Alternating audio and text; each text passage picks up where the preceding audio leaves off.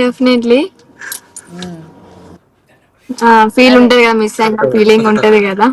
ఉమ్, ఉమ్. ఎన్ని రోజులు కలవకుండా ఉన్నారు, ఎన్ని రోజులు దూరంగా ఉన్నారు మీరు?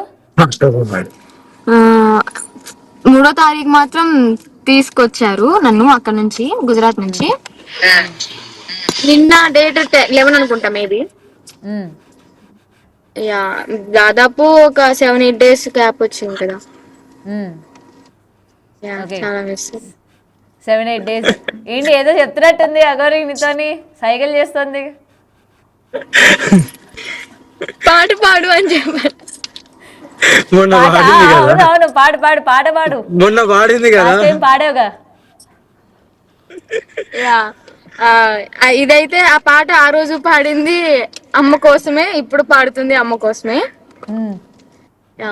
కంబారు నీ పాట మధురం, నీ మాట మధురం, ఓ ఏ నాటి వరము, ఏ జన్మ ఫలము, ఇంత మోహమా, అది అవసరమా, ఇంకా ప్రాణమా, ఇదే పరవశమా, నా పాటలో ఇంతటి మహిమ, కొంచెమాగుమా, నా మనసు నాల జడి నిజమదే పిల్ల, తెలిపితే మళ్ళా నిదురలో విన్నా నీ పాట.